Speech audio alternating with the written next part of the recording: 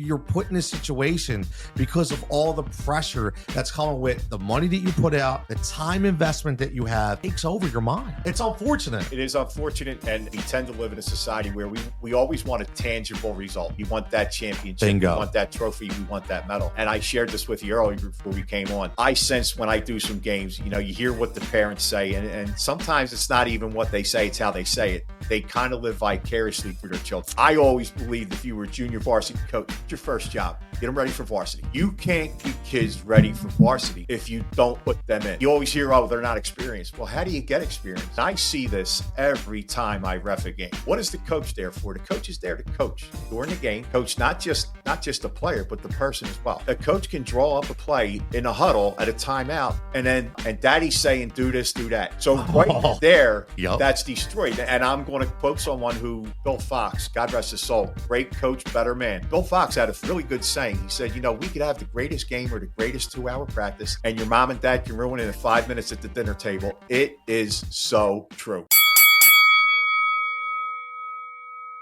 Welcome in, everybody, to this week's episode of Fighting for Overtime. I'm your host, Coach Tony, and this is going to be great, man. Like, we just went from having my daughter, which is a very emotional episode, to having my 7th grade teacher. Like, hold on, this is fun. I'm going to make you laugh, Mr. Odes. I'm going to make you laugh because I got to put this in perspective. Number one, as a coach, you always have people that you look up to, people that have made a point in your life. You were my first male teacher at a time where there wasn't male teachers. And I remember vividly that, number one, you were a male teacher, but the first teacher I ever heard curse. But it was hilarious. So I'll never forget it. At the school, you were standing in front of the room. Somebody had thrown an egg or a rock or something at the window because they didn't like that we had a male teacher. And you were just like, son of a bitch. You people didn't hear that. You were red. It was the icebreaker, though. From that point on, I'm like, yo, I like this dude. Wait, he was at gold medal and everything. It was just the coolest teacher at that time in your 7th grade. And it was a lot of, and no disrespect, but a lot of older women that you had that were kind of like on the last legs. And here comes this young, flashy guy, had a nice big ring on. And I was like, wow, man, all right. I can get down with this. And ever since then, man, like, you could tell your knowledge for Notre Dame, you were a sports guy, and man, the rest is history. Here you are right here for the Fighting for Overtime episode, man. Thanks for so much for coming here live. Glad to be here, Tony. Thanks for asking me. Yeah, man, absolutely. And just for you all that don't know, he's going to get into it, but this is 30 plus years experience coaching or umpiring and refereeing. Yeah. And coaching, basically, 30, right? Yeah, over 30. Over 30 years. And, we talk about the landscape has just changed. And again, this is not just all negative, but we do have to bring things up and kind of just like how things have changed and put it in perspective. But let me just talk about your overall experiences from 30 years ago to now. If you could just kind of put a stamp on the one thing you think has changed the most, whether it be from a personality, from a sport, just from anything in that whole Catholic League, right? Northeast League, big wide range of personalities. What do you think has changed the most? Yeah, as far as something that's not real positive, I think there's much more of a win at all cost culture. And it doesn't have to be that way. It's funny. We say, I have a basketball game tonight. I have a baseball game over the weekend. People forget that it is a game. And if you listen to somebody say, hey, I got a game usually indicates that you're supposed to have fun. And I see, unfortunately, and it's not all the time, but I see it a lot where I don't see the fun being had by the kids like I used to. Yep. And again, I want to emphasize that that's not everyone. Right. 100%. But it is something I see a little more of, and it's sad a little bit. It is sad. It is sad. And we talked about this. You talked about specifically the amount of kids that used to be playing the intramural sports and the rec league sports. And now everybody is a travel player. Everybody gets pushed into travel. So I'm thinking, see if you agree. I feel like that is one of the reasons why the fun element has gone, because now it went from having fun with your friends and going to a game, one practice a week, a game on the weekends, and then you get to hang out to hitting coach, pitching coach, 4-night training, $3,000 travel weekends, right? So sometimes I think that's why these kids aren't having fun. I don't think I could have said it better. That's so true. The local club organizations having 20 or 30 teams are long gone.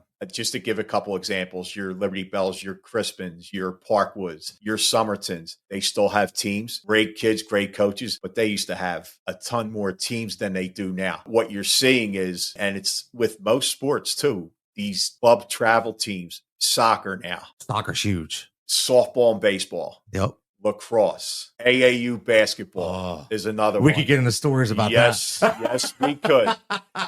Not one of my favorites, Yeah. but anyway. And I think you're saying, you hit the nail on the head when you said you don't see the kids having fun. It's supposed to be fun with your friends. It's not like that anymore. Really, I'm 59 years old. When I was a kid, we played at Roosevelt. There were a ton of teams. You don't see that anymore, though. And it's kind of sad. It is sad because I remember I would go from sport to sport to sport. Like I would play my baseball for 3 months, and then I would go to basketball, and then I would go to soccer. You know, I played for Wiss AC or Wissonoming, right? I was like, got a hat, socks, got a shirt, right? I was good to go. Now, forget that just, it doesn't exist. And I think that's why this goes a little further into it, but people talk about the injuries to a lot of the younger athletes. I say that's because they're playing triple the amount of time. I mean, they're burning themselves out. I want to get into that part too. But yes, physically, it's taking a toll on their bodies. But Tony, what I see is that actual burnout. You got a kid that's playing club soccer and CYO soccer. And then for his local team soccer, he's playing 12 months. And by the time he's 14 or 15, he's like, I don't enjoy it anymore. It's not just the physical toll. Man, it takes a mental toll big time. They don't enjoy it because I think maybe not intentionally, there's a lot of pressure put on. Paying $3,000 for you to play club soccer, you better be good. And not everybody's going to be Pele. No, you know? Well, people think they're going to be Pele. Yeah, yes, they do. Yes, they do. You know, and it's funny because I did a whole episode last year, and you want to go back, Fighting for Overtime, following all podcast networks. And I had the percentages of the kids that played Division I, and it was mind-boggling how low of a percentage is. And I used to say, we all know, you can see the kid. Most likely, it's always the kid who you see wants to do it, not being forced to do it. It's a kid who wants to be in a gym every day. He's voluntarily doing it. He wants it or she wants it. I see that. But the problem is that's far and few between. A lot of it is the parents pushing the kid to that point and pushing to that level and berating them and beating them up mentally about it. And it's not good, man.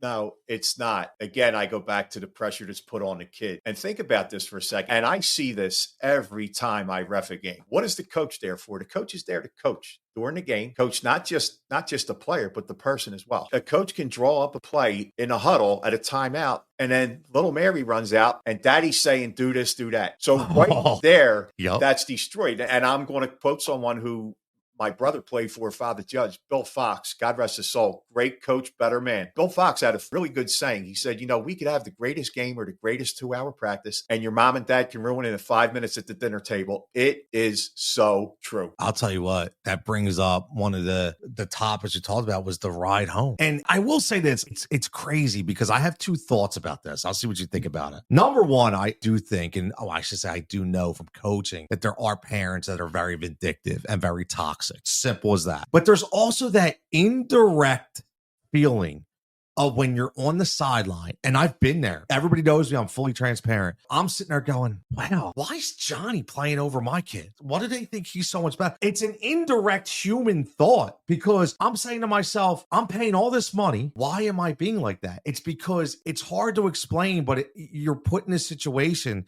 because of all the pressure that's coming with the money that you put out, the time investment that you have takes over your mind. It's unfortunate. It is unfortunate, and we tend to live in a society where we always want a tangible result. We want that championship. Bingo. We want that trophy. We want that medal. And I shared this with you earlier before we came on. I sense when I do some games, you hear what the parents say, and sometimes it's not even what they say, it's how they say it. They kind of live vicariously through their children. Yep. I think that can be very unhealthy, unnecessary and unrealistic pressures on your kid. And again, I go back to they should be having fun. Yes, it is. It's a nightmare. It is. And it just continues to get worse. And I don't see it getting better. It is problematic. But one thing I want to make very clear, there are people who cheer their kids the right way. They don't get enough credit. They're doing it the right way. They're letting their son or daughter be coached. Yep. They're not screaming from the sidelines. They're cheering. but they're not screaming for their son or daughter to do a certain play differently when the coach drew something else up. And they don't get enough credit. But unfortunately, I think we have a little more of the negative. I go back to what's the coach there for? You're right. And I'm trying to think, I don't know if it was a college coach was watching a reel about it. And he was like, look, what I do, yeah, I can coach. But when I go watch my kids, I shut up. That's on you. When the kid comes home and complains, don't tell me. And I think that's the problem. And again, I'm guilty. I did it in the beginning, but I learned. I made mistakes and I learned. Because when I start coaching, I'm like, wait a minute, I'm not liking this guy, but I was that guy. Unfortunately, sometimes you have to learn from what you do, but not everybody has an opportunity to learn. They got one shot, one child, one kid. And that's why, again, I wanted to do these shows to bring awareness. And maybe you look at yourself in the mirror a little bit. Maybe you're like, you know what? Maybe he's right. Maybe that is me. What am I really doing? Right? Because I do think that can help sometimes. Absolutely. It's funny you bring this topic up. God rest his soul. My father passed over 20 years ago, but he was my greatest teacher, hands down. And he was my greatest coach, and he probably never realized it. Let me explain what I mean by that real quick. My father, when my older brother and I played at Roosevelt, he coached, but he would never coach us. I think right there speaks volumes for how he had a pretty decent perspective. He would never, ever yell at a coach, at an umpire. And he more or less told us, I'll keep it clean. But he says, you know, basically, you disrespect a coach or an umpire, you know what'll happen when you get home. And I'll just leave it at that. And the other thing, he kept us humble. I'll never forget this. As long as I live, I was in 5th grade. And we played up at Ethan Allen School. Oh, wow. Indoor gym. It was like a matchbox. It had a low roof. And I was on the Robins. Our team named orange shirts. We were called the Robins. And we won 24-23, and I scored 24 points. I scored all the points. I was a little taller, and I actually stopped shooting. My coach took me out. I didn't want people calling me a gunner or a hog or whatever we used to say back then. I get home, and I'm thinking my father's going to pat me on the ass figuratively and say, oh, you were great, son. First thing he said to me, got to learn to go with your left hand. And he said, you can be better with your foul shots. And man, I was young, but I knew where he was coming from. Yeah. That was Pop. God rest his soul. I love it, man. Because I hate to say, but we live in the it's all okay society, right? And granted, I do think there's a line. But I think unfortunately some people are way over the line and way under the line. You know, you can these kids do need to be challenged. They do, but there's a way to do it. Have you ever coached girls? Oh, yeah. I've always said coaching girls is a different dynamic. It is. Right? Emotion. You'll know right away if you're going too far. And they can't handle it. And that's when you need to do. But I've been to some, man, and they just don't know when to draw the line. Now you're silenced. As a coach, now you're not getting anywhere. Now you're done. She's just shut down now. And no matter what, you could be telling her the best thing in the world. Doesn't matter. So I think that, unfortunately, one of these issues we deal with today is there's that line. Nobody's in between. Either somebody is far too low to just say, it's okay. No matter what you do, it's okay, to where they're in your face wanting to rip your nuts out. Right? I mean, let's be honest. Yep. But there's no in between, right? No. And one of the things you asked me if I coach girls.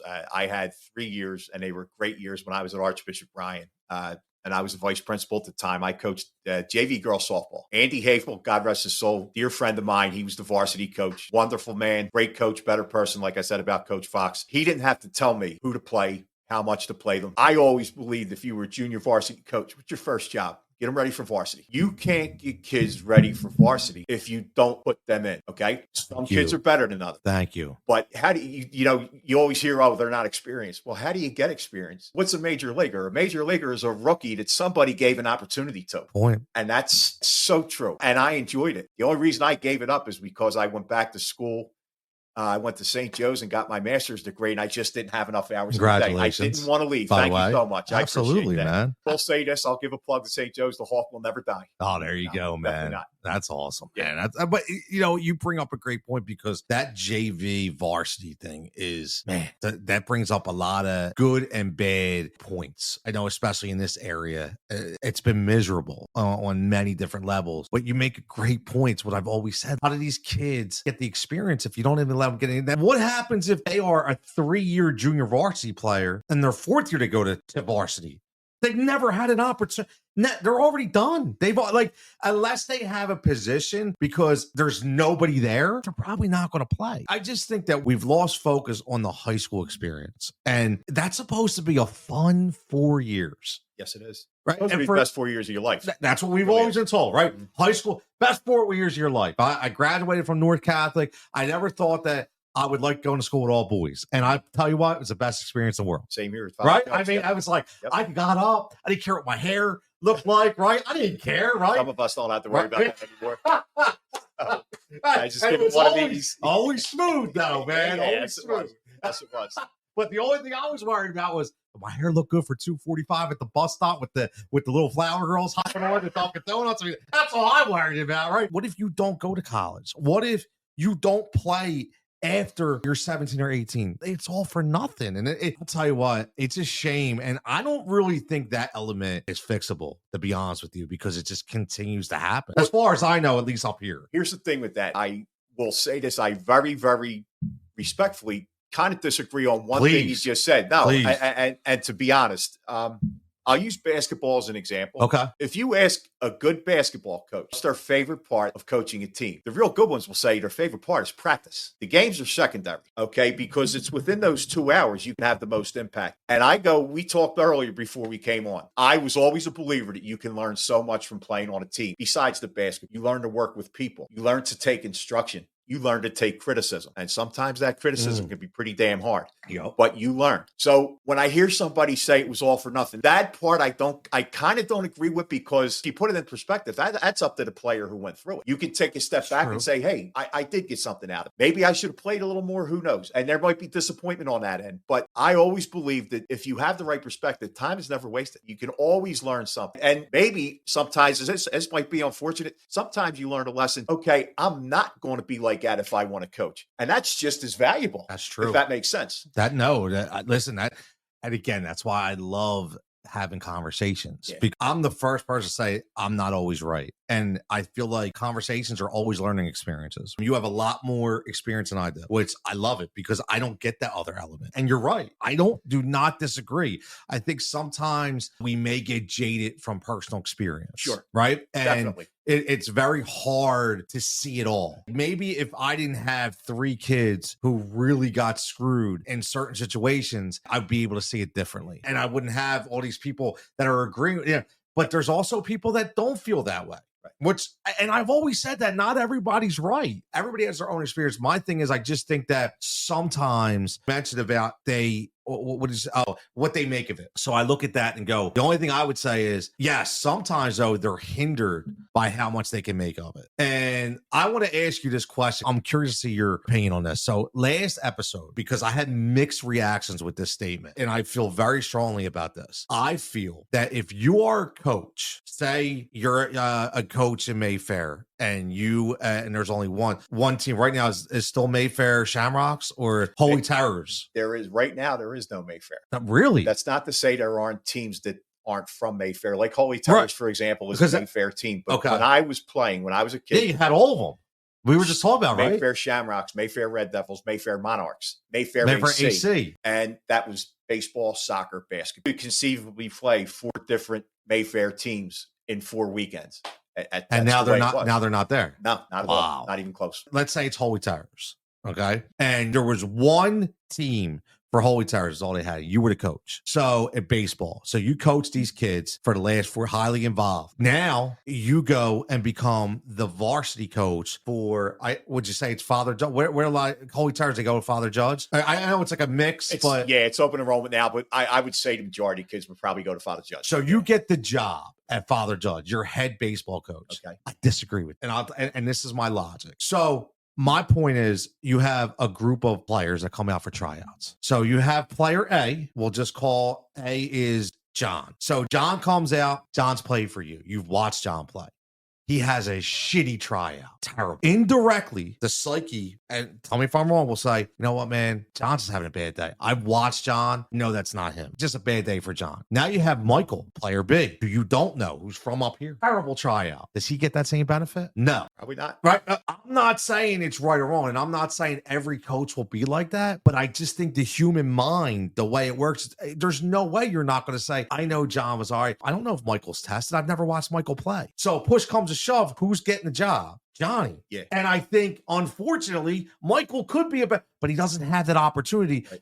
And that's why I don't think I'm a huge advocate for coaches. If you coach in a community, you shouldn't be afforded the opportunity to be a coach in that central location, only because I don't think it's fair. I don't know what you think about that. And again, disagree, agree. Just I'm curious what your points are. I don't know if I agree or disagree. And what I mean It's tough. What I mean by that is every coach is different. Yes. You would think, you mentioned the player from up here who might not be from the Father Judge area. You would think if tryouts are held, and tryouts are fair. In other words, kids go through the same drills, same batting sequences. They hit live pitching, or they hit off the machine, hit off the tee. They do the same outfield and infield drill. You'd think you'd see something in the kid from up here that says, hey, wait a minute. I think a natural reaction is something you hit the nail on the head. A natural reaction is go with what you're familiar with. Right. And that's a human reaction. Right, We're not saying it's right or wrong. Right, 100%. But it's go with what you're familiar with, go with who you're familiar with. But you make a good point, though. Yeah.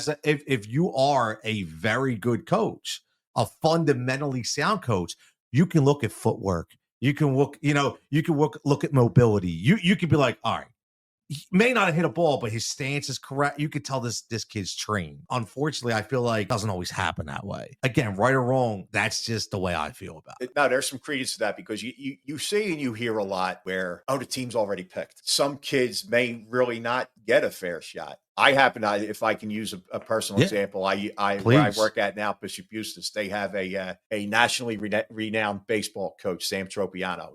I think it was last year before, won National Coach of the Year. He really, really has a knack with baseball, obviously. A super, super person. He also teaches at the school. He is someone I would want my son to play for, because in the short time I've known him, I get the sense that he cares about the person as well as the player. And I think we lose that sometimes till we get that. We want the end result. We want the win. We want the trophy. We want the medal. And we forget about the person's character and building them as a man or a woman. Me, that's the coach's biggest role, is building that person, whether it be male or female, to get to that next level of adulthood. I mean, these are preteens. For my coaches from 8 years old.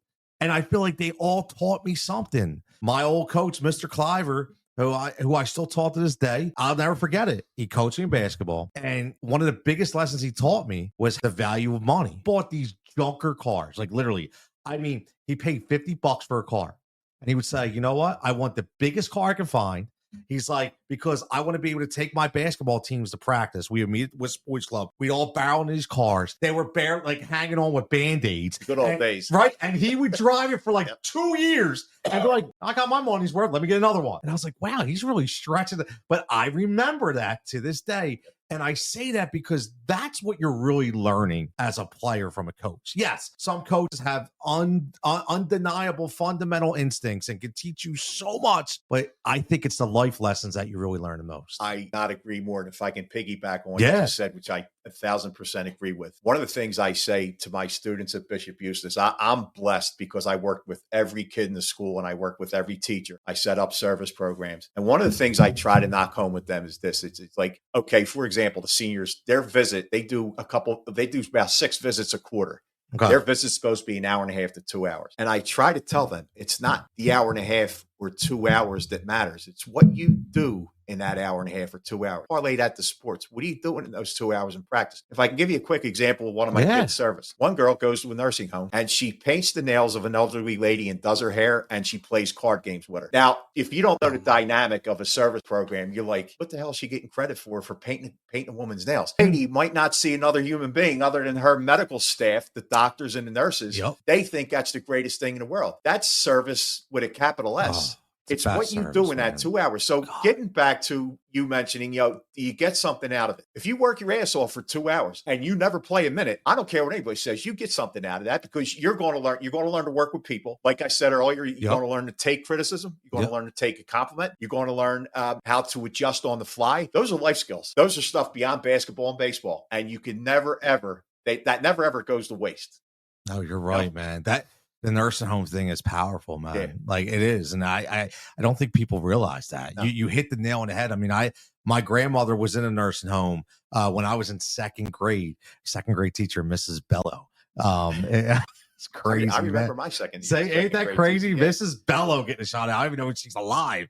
But I remember my grandma, my mom's mom was in a nursing home on Roosevelt Boulevard. Right next to the car wash, Roosevelt Ron in a Boulevard. There was a nursing home there. And I remember, like, even as a second grader, seeing, we would always go to see my nanny, but there were people never got visits. People that just like there was nobody ever there for them. And my mom is one of the nicest people in the world. Does stuff for everybody, and she would always make sure did anybody come see you today? So like if we got flowers from that, she got 3 flowers and that meant it could have been a $5 flower for what doesn't matter. It was the thought that you actually gave them 5 minutes, and that's huge. Tony, it's funny you mentioned that because just today, and I think I shared this earlier with you before I came on, I visited the junior religion classes at Bishop Eustace because they start their senior services a little different. Like I mentioned, it goes by not just hours, but by visits. Okay. And I said basically the same exact thing to them. I said, that might not seem like anything significant to you, but it means the world to them. And again, I go back to it's what they did in that hour and a half or 2 hours. You gave that person. And I said that exact same thing. A lot of them are so old, they don't have family. So they're not getting visitors. You might be the only person they see. And they look forward to that. And they light up, man. Yeah, absolutely. They light up. I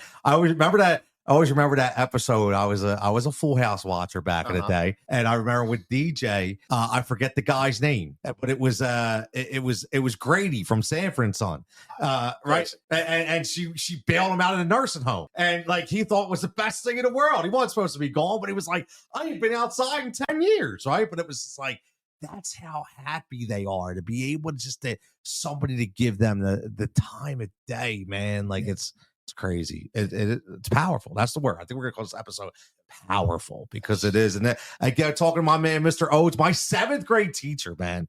This is awesome. It comes full circle. But let's get into some referees, some umpire story because I sent you an article. And just so everybody knows, I want to read it because I think this was pretty powerful. This was on KUTV, just posted this week, talking about a referee shortage. This was specifically in Utah, but I think the title of it is huge because it says, referee shortage in Utah highlights growing hostility in youth sports. And it starts off, it says, it's a problem that's becoming all too familiar on sports fields across the country. Referees are facing increasing hostility from parents and coaches, leading many to quit. And it says this is a troubling trend that's playing out in Utah, but all over the country, raising concerns about the future of youth sports. Hostility. So if I had to ask you just right off the bat, the hostility that an umpire or a referee faces, even at a youth sports level, is it to a point where we can't even imagine? It's getting there, and it's getting there. Unfortunately, it's getting there pretty quickly. I think one of the biggest things that parents, coaches, players, spectators forget is before I put the striped shirt on in the basketball game, I'm a human being, and we're flawed as humans. We learn that. We learn that from our teachers. We will make mistakes. We'll make them every day. The hope is that you get better and you learn from them. Sometimes they don't give us that chance. They think we missed a call or something like that, and they go berserk. They go bananas, and they're embarrassing their kids sometimes. Oh man, and yeah, it can get pretty intense, pretty crazy.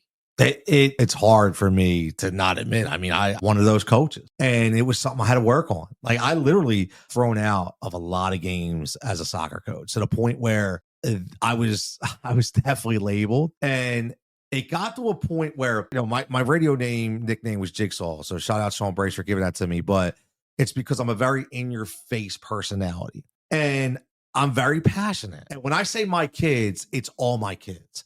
And all that hard work that you talked about, like you would learn in practice, I hate it for the fact that these kids, a call would go wrong. And I know nobody's perfect, but it would affect them so much. And it would make me nuts. But then I grew to this.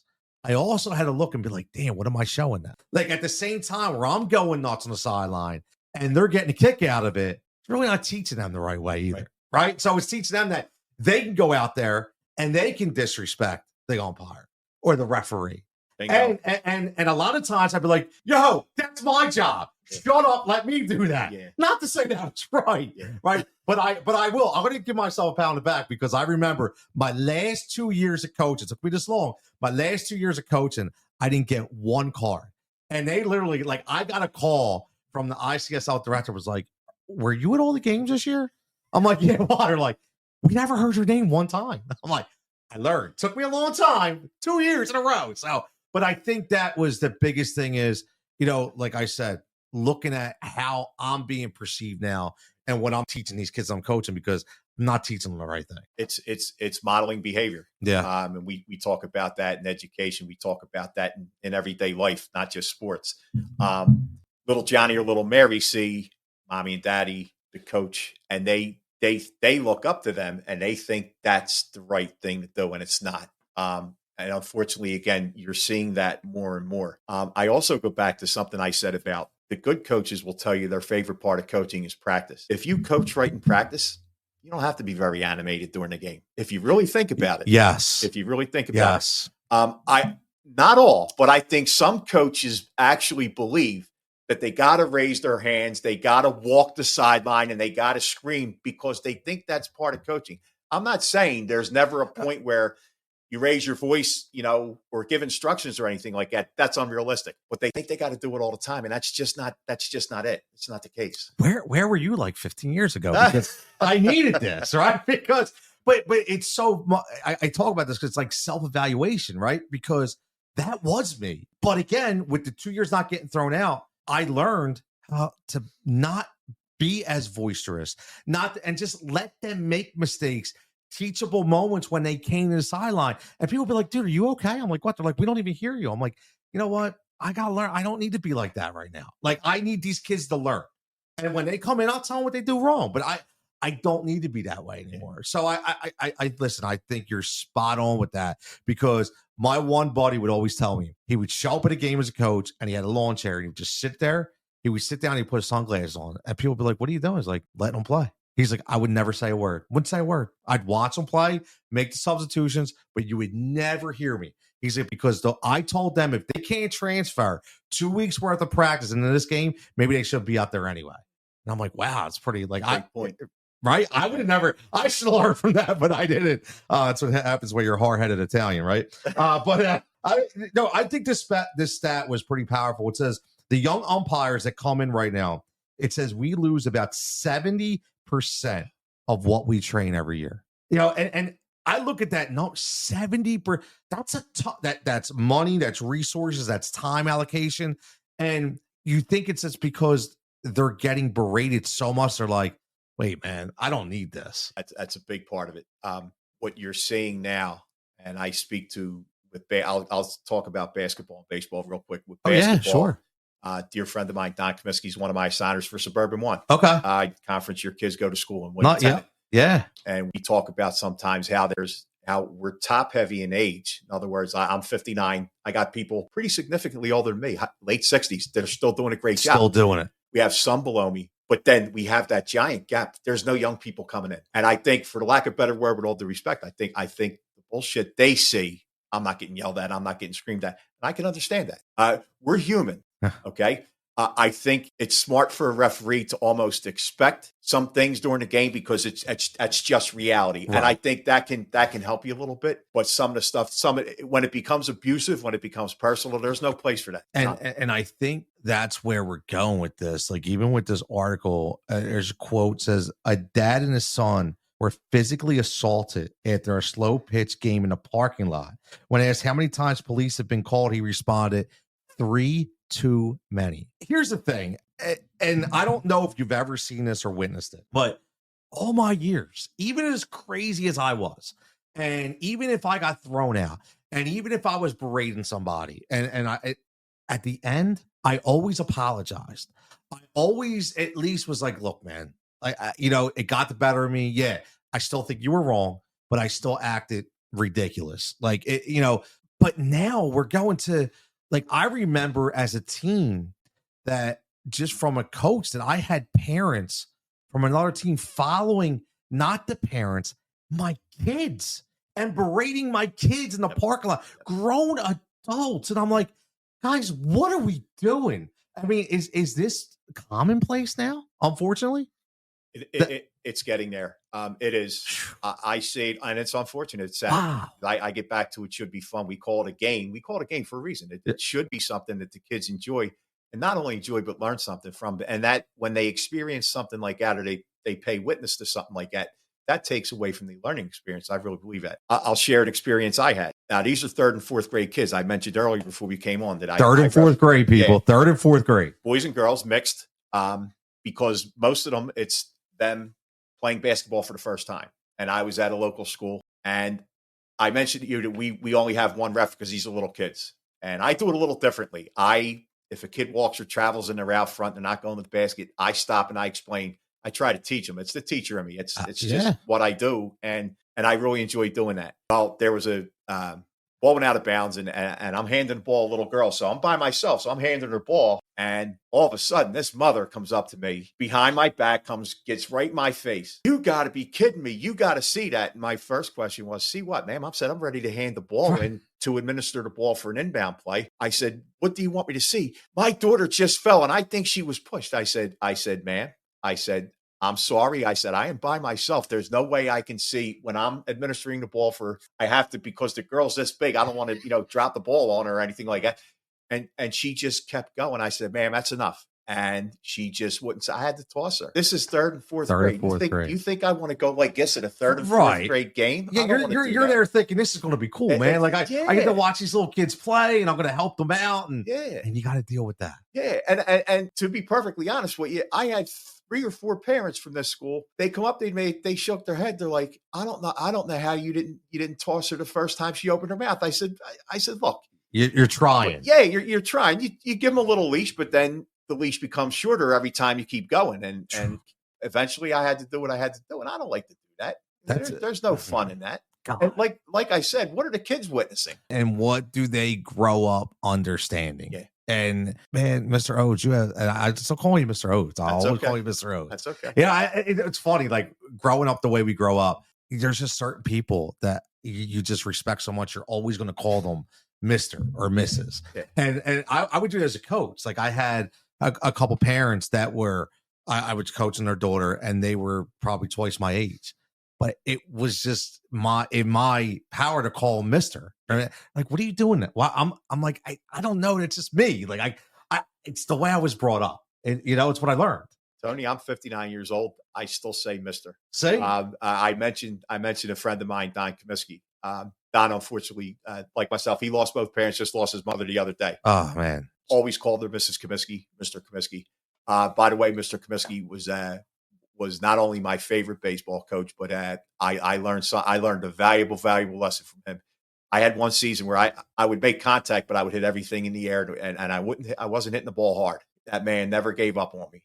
That man said, Mike, he says, you're going to be batting third. You're going to be playing. He says, you got to just stick with it. And eventually I came out of it. It's like anything else. I see guys making $40 million a year. They go into slumps too. It happens. It happens. And sometimes it gets mental, and you over try, and you try too hard. You press.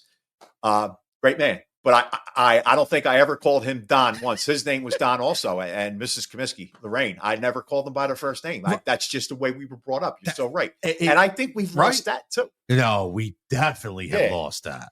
I mean, just when I talked about my old Mr. Clive, I'm calling him. I would never be like, hey, what's up, Bill? No, I call him Mr. C, Mr. Cliver. I mean, that was my coach. Like, we have lost so much.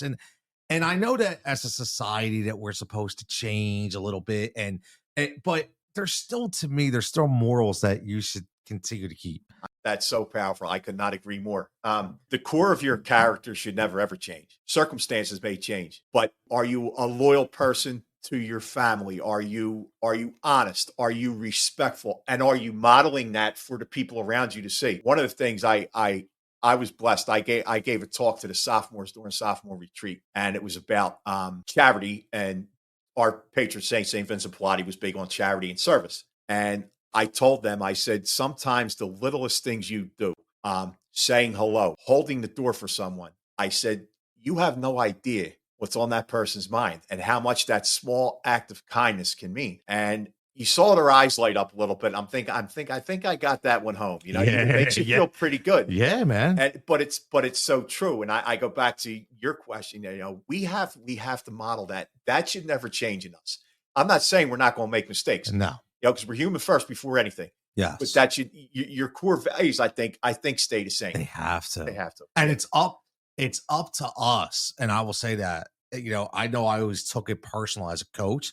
It was up to me to instill that in my team. And I'll give you a quick example. So when we would practice at soccer, multiple fields. Now, I have, at that time, 15, 16-year-old kids. Look, I'm not a big advocate for foul language all the time. I get it. They're going to slip, things of that nature. They're kids. I understand that. Well, we're practicing next to fields that have 9 and 10-year-old girls playing. So I overhear a couple of my players, F this, F that. I'm like, yo, I'm like, dude, do me a favor. Look around you. Understand where you're at. I'm like, yo, Luke, you got a little sister, right? He's like, yeah, okay, look over there. Do you think they need to hear that? Let's be understanding where we're at. And they're looking at me like, oh, coach, I'm sorry. I'm like, don't apologize. Just don't do it. But certain things, because they're not even thinking about that. And it's I say it, it's our job. I take it as an honor. It's my job. It was my job, but it was my job to make sure they understood that. And I could see like the other coaches and other people like, wow, yeah, that does still exist. And I think that if more of us continue to hammer that home, I think we got a shot. I totally hope anyway. Absolutely. No, I hear you on that. And if I can say something, what players and students, if they're playing for their school, what they don't realize is they're representing whoever's on their jersey. That's true. Bishop Eustace, Parkwood. That's true. William Tennant. And I want to say this because I think this is very much connected to basically our whole discussion. I know when my brother played at St. Tim's and Father Judge, and I played at St. Tim's and Father Judge, you would run through a wall to play for your school.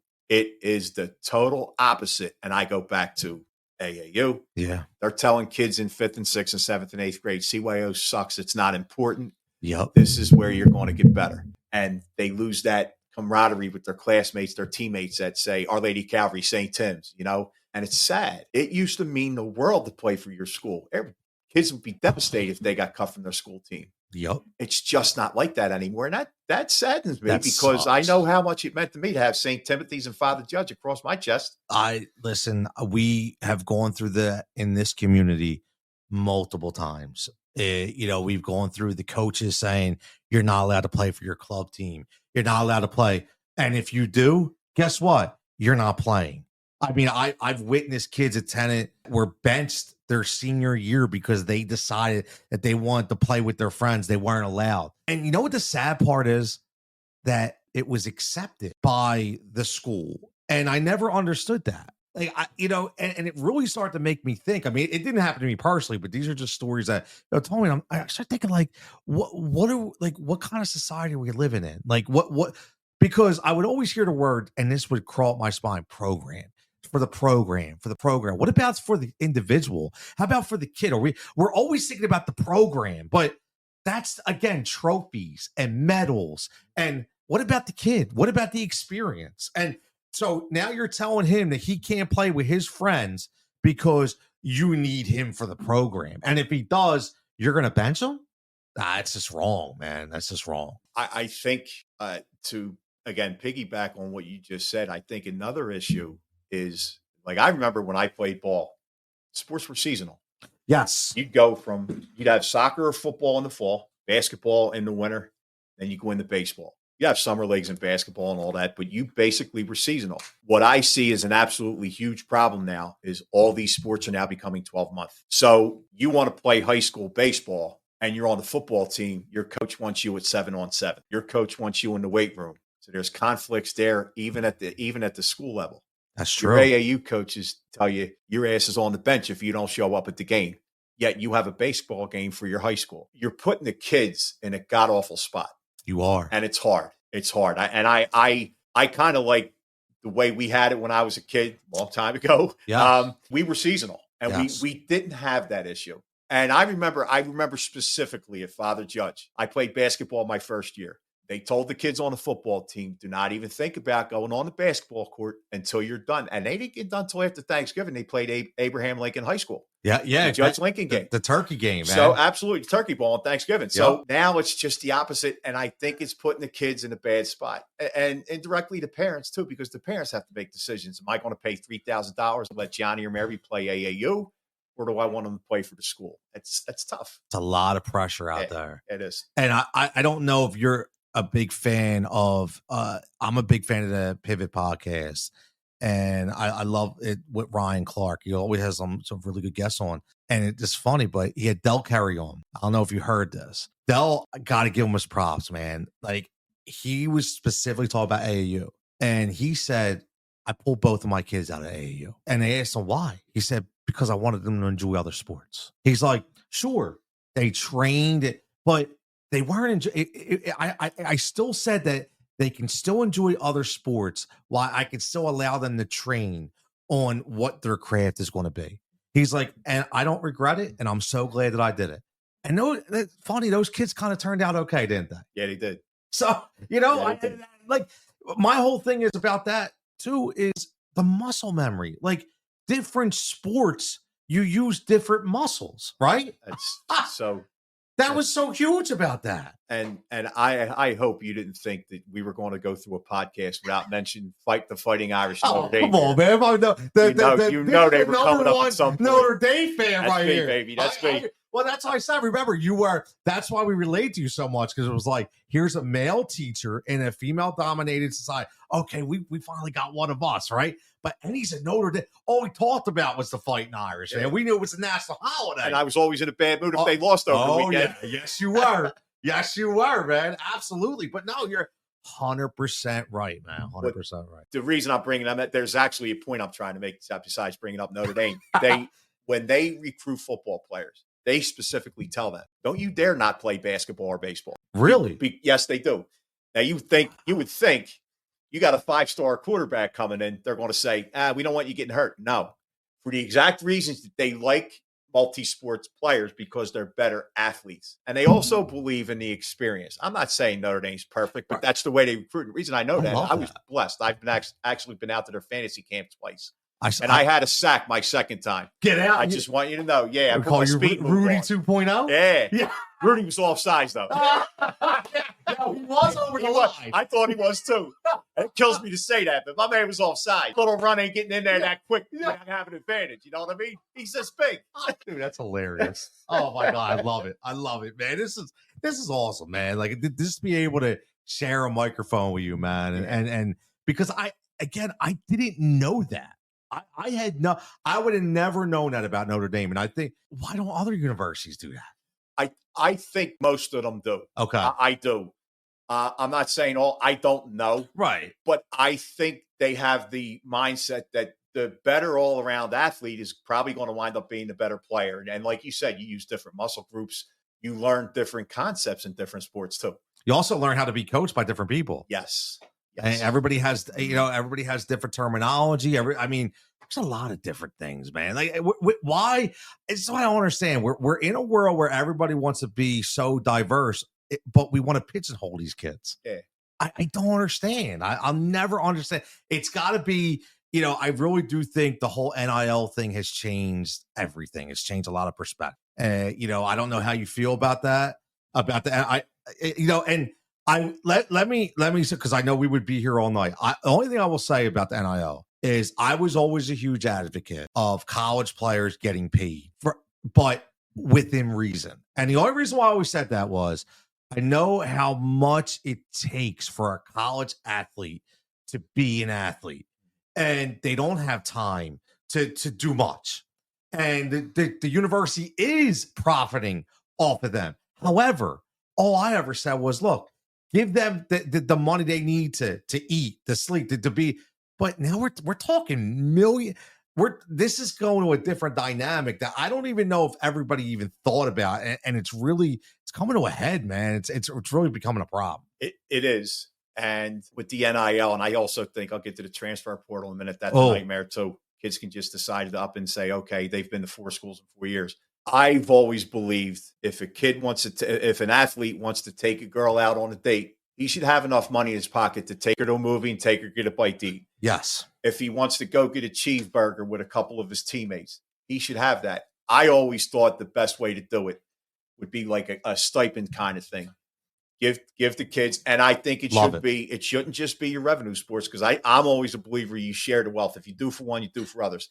Even the tennis players that might not get 80,000 fans at a game, right? They should be treated with respect also. Your swim team. I agree. But I think it is getting out of hand. I know, me with Notre Dame, their running back was offered $4.5 million from the University of Georgia to transfer. And he said no. Wow. That should not be happening in college. Not just because it's Notre Dame. I would say the same thing if Notre Dame tried to pull somebody from there. You're getting it's crazy.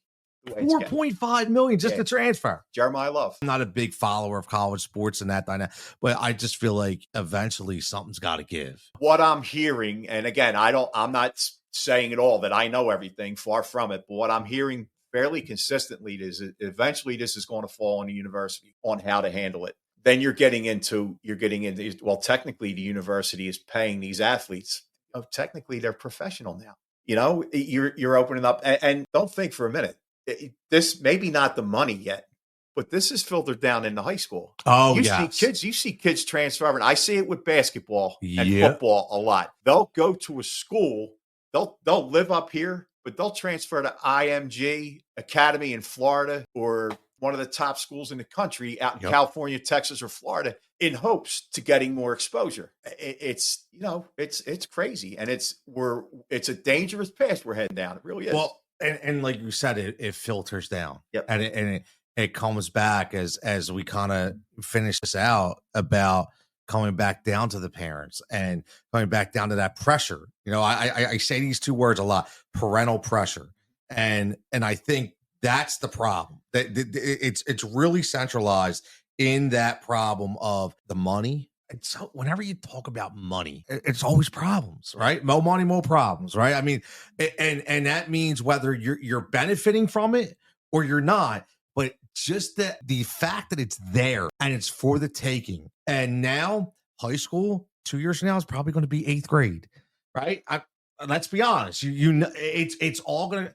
You said the transfer portal, and I'll never forget. Last year, I had the head coach of, his name was Justin Newton from Reinhardt University, Christian Academy School. The first thing he said was, Tony, the transfer portal. He's like, it's not going away. We have to adjust. But man, has it made life hard? He's like, because every year you're teaching a new class. It's got to be tough. It used to be, if you remember, not too long ago, if you wanted to transfer, you sat out a year. Got in high school too. I remember when my brother played for Coach Fox. I know I would hear my brother and my dad talking about high school players wanting to transfer, and they wouldn't because they'd have to sit out a year. And I don't think they were allowed to transfer as seniors. It was much stricter back then. It's going down a bad slope. Yep.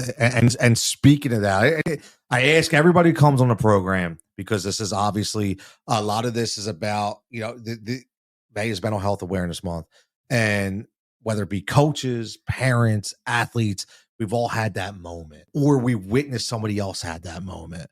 So throughout your 30 years, whether it be yourself, whether it be a player, whether it be a student, have you ever had to intervene or ever had a moment of, mental health awareness where you had to help either yourself or another student or a player through a certain situation that got to a point where, wow, we really got to nail this in the butt right now? There were a few occasions where when I was teaching at different places, I go back to, we talked about shared experiences with kids being put under so much pressure. Oh, yeah. And I had one young lady who was a high school student, very good soccer player. She really, really, was hearing it. Parents, coaches wanting her to come to college, and she had a meltdown. I was on the student assistance team at this school. I think I shot that to you in the message. Yes. And it can be crippling. It could get to the point where they don't want to play their favorite sport anymore. And man, that's sad. So yeah, I've had experience. I've also seen, unfortunately, we get back to what we talked about in the beginning, the unfortunate things we see at games. You see a kid, if I can share one with you. Yeah, quick. Please. No, quick. The floor is yours.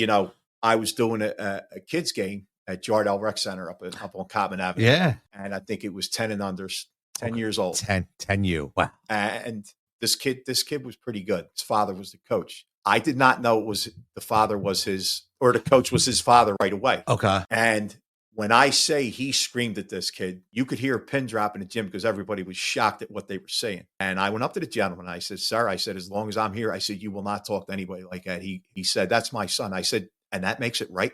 I said, I don't care if he's your son or not. You don't talk to anybody like that. Not when I'm here. I really do believe that he really set that kid on a path where if that doesn't change, that kid's going to lose all interest. Going to be like, why? He's going to be like, why play if I'm going to get screamed at? And that's not the only example. That's just one that comes to mind because I think the guy thought, well, since I'm his father, I'm okay doing that. No, you're not. It's awful. Might even be worse. Listen, I can think of a lot of, different experiences too, man. And I was at I won't say names, but I was at a basketball game and recently, last couple of years, and I went to watch one of my friend's daughters play, and she's amazing. And I watched the coach literally berate her to the point of her being hysterical in tears and not even wanting to come out of the locker room after halftime. Yeah. I'm thinking, what the hell's wrong with you, man? I understand you want to be hard and we hear about tough love and all that. I get that. But at the same time, man, you are really, these kids are spiraling. And with social media and with text messaging and group messages, and you think they don't have enough to deal with, and then I mean, we are, I just keep saying this, we're doing them such a disservice. We really are. We are. And unfortunately, we're seeing it come to a point where kids are taking their own lives over stuff like this, and it's all preventable. It's all friggin' preventable. So I don't know, man. Like I say it to you, and I say it to everybody, we just do better. You have kids that they feel that if they don't get that scholarship, they're letting mommy and daddy down. And you go back to percentages. How many make it to college athletics, Division I, let alone Division III or NAIA? The percentages are still very small. How many make it to the pros? Maybe 2%, if that. It might even be lower than that. The expectations are unrealistic. And that's sad because like you're breaking a kid down. Yeah. Your intentions might be good, but they're wrong. Yep. And we break kids down sometimes when we're like that. And that's unfortunate. I see it. I see it all the time, unfortunately. And again, we do this podcast because it's all about bringing awareness, and the situations that we've talked about, the situations that people are dealing with right now. I tell everybody, understand you're not alone. We deal with this all the time. Unfortunately, we're not going to change, right? It's not going to change, but hopefully we can raise awareness to the fact that people could be like, hey, okay, it's not just me. It's happened to me. But I before we go, you do so much. Honestly, I know we talked about it, but we got to give you your flowers, man, because, you are huge in a youth community. Not only are you, you're doing refereeing and you're doing umpiring, right?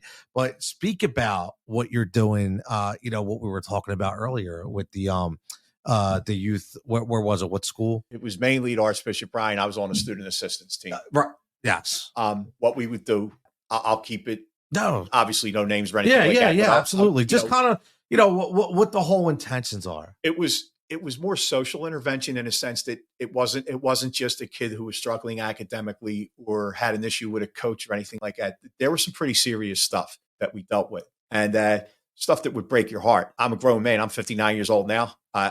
There were times when, as soon as the student left, I cried like a baby. I'm like, what the hell are these kids dealing with? It breaks your heart. It kills you. Yep. And you're watching them suffer. And, you do everything you can. You want to do more, and sometimes you can't. I'll never forget that time because I worked with some really wonderful people at Ryan that were on the students assistance team. Some awesome teachers up there. And I know we did right by a lot of kids. One of the things we dealt with was, and this was almost every month because Ryan used to have dances. Sometimes, and this is no secret. I think virtually all high school kids at some point, they like to take a little beer or whatever they drink. Yeah. Thank God I was never like that. Yeah, me neither. I don't know what you're talking about. No, I know. But we would deal with them. And sometimes it was just, they made a bad decision. They were drinking, they learned from it. But then you might have that one time or those two times where there's something underneath and they're acting out. Yep. One thing I've tried to do, Tony, whether it's teaching, whether it's coaching, whether it's refereeing, one mistake does not define a person. And I've had kids flipped off and said something smart in a game. I see them a couple weeks later in another game, come up and say, hey, ref, I'm really sorry. It takes a man or a lady to do that. And so I'm going to look at that. I'm not going to remember them saying F you or whatever they said to me during the game. I'm going to remember that kid took a step, man. That's so important. I think sometimes we don't accentuate that good enough. We always look at the negative. Always. So, yeah. Oh, it's a great way to end. It's true. I think we're wired that way. I don't know why, but we are. And I think that's a great point, because it filters down from a human being level to an adolescence level to your sports level. Yeah. You go out on the field and guess what? You can win a championship and it's up to you. And we're in a shootout and you made 5 out of 5, but you missed. Guess what? We live to play another day. Yeah. We live to play another day. Like that was one of the things I would always instill on my teams. Whether they had a terrible loss or they played like dog shit, honestly. And I knew that wasn't them.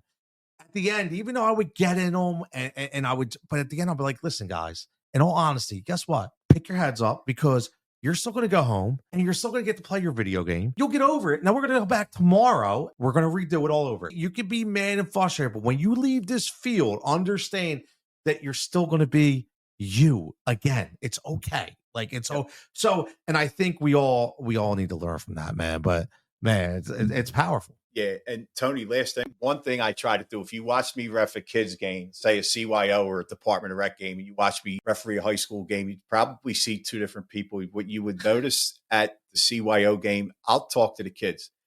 I'm not like a lot of other officials. Now, I can't do that in PIAA. I'd get shot because the first indication, even if it's not showing favoritism, that's exactly what the other coach would say. Yep. Like I'll tell a kid, I'll be running down the court in a CYO game. Kid will miss a shot. I'll say, shoot or shoot. I said, you got to keep shooting. I said, hang in there. Nobody hears me. I do that for a reason. And I go back to what we talked about. They're hearing, come on, you got to make that. They're hearing such bullshit from the stands, maybe from their coaches sometimes. Yeah. And I just feel like there's times you can't do that, but there are times that you can. And I as long as I can, I always said this, if my high school assigners ever told me you can't ref kids anymore, I would not do high school. That's the biggest reason I like sticking with the kids. It's not the money. Believe me, it's not. It's something I thoroughly enjoy. You enjoy it. Yeah. You're passionate about exactly. it. And it shows. Yeah. And I always say that when somebody's passionate about something, you see it, you feel it, you hear it. And I'll tell the last story before we get out of here that you just said, how you would talk to the kids. A lot of people knew me as a coach. They would always say, man, coach is really mean because I would get into some of my kids. When they would do things to me that were uncharacteristic, I'm like, you're better than that, man. Like I knew I could bring more out of them, but I'll never forget that one of the teams, and I'll leave names out of it, that we were playing, their goalie was unbelievable. This goal, we tried like hell to get something past this kid. And it literally was a 0-0 tie and went to a shootout. And this kid stopped everything. And then the final shot we shot, the kid slipped and it went in. And his coach, you would have thought that this kid just lost the Super Bowl. Nothing was ever said to him about how awesome he was. He was berating this kid. And I was like, wow. Me being me, I run out there. I don't even say nothing to the coach. I run right to the kid. I say, yo, come here, man. I said, I don't know what he's telling you right now, but guess what? I've never had a goalie stop all of my kids. You are the first one in 3 years that's never not allowed a shot in. I said, I know what happened. I watched you. I said, you thought one way, you slipped, and that's the only reason why he scored. You would have saved that with ease. So just do me a favor. Don't worry about that. Yeah. I said, you played a hell of a game today. And he was like, coach, I really appreciate that. I was like, I'm just telling you, man. Like, yes, it's our job to do that, man. Like that kid, I could tell was going to leave, and his weekend would have been ruined. His weekend would have been ruined, and maybe even longer. I just want to say that I can have a lingering effect, and not a good one. No, and that's what we're doing. But man, this has been great, man. Listen, I thoroughly enjoyed this. I don't think this is going to be the last time, by the way. Well, hey, anytime you want.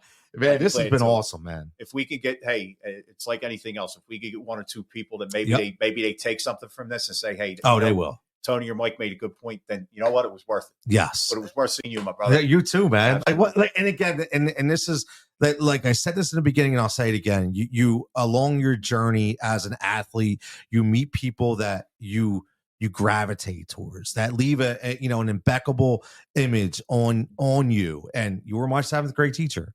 And this is why social media is great. I honestly, who knows? We wouldn't stay in contact if it was for social media. Probably not. But that's the right way to use social media. Exactly. That's why I always say, like, that's what social media is good for, right? Yep. We get to keep up on these events. And I'm not the only one. You keep up on all your past students. Yeah. I watch, I know. And I had so many people reach out to me like, bro, I can't wait to listen, man. I can't believe Mr. Odes is going to be on the show. Like, that is what you've done, and that's what I know. I feel I've done when the kids talk about me as a coach. So absolutely. But I want to thank you for everything that you do and you've done for my me. Pleasure. And as always, man, it's the Fighting for Overtime podcast. Again, any social format, any platform, subscribe. Let you know whether you think I suck or you think I'm good. It doesn't matter. You definitely don't. We do our best. But listen, tune in next time because I got a lot of good guests coming on. We're going to have the assistant head coach for football, my man Billy Seitzer from Father Judge, coming on to talk about. Friend of mine. Right, great guy. Yes, he is. Right? Yes, he is. Did a lot of stuff when he was at Frankfurt for them kids that people don't even know about. He had them Friday nights playing games in the locking them in the locker room and locking them in so they could be pizzas. safe. Yep. Yes, I donated pizzas one time. See, yep, and they're the stories that people don't get, man. And I love so that's coming up. We got a lot of good things coming up, but man, as always, man, everybody stay safe, stay healthy. Thanks for tuning in. And again, just remember, we're not going to change youth sports today, but it's all about memories and moments. And I always say, if we can just raise awareness, we're doing a good job. So everybody have a good night, and we'll tune in next time. See you next episode. Fighting for Overtime is a Rise and React media production. If you're looking to start a podcast, if you're looking to get some direction, hit us up, let us know. We'll help you out there as well. Again, for everybody, enjoy your time, memories and moments, and keep fighting that fight. Continue to fight in overtime to make your kid have the best experience that they can have when it comes to playing youth sports.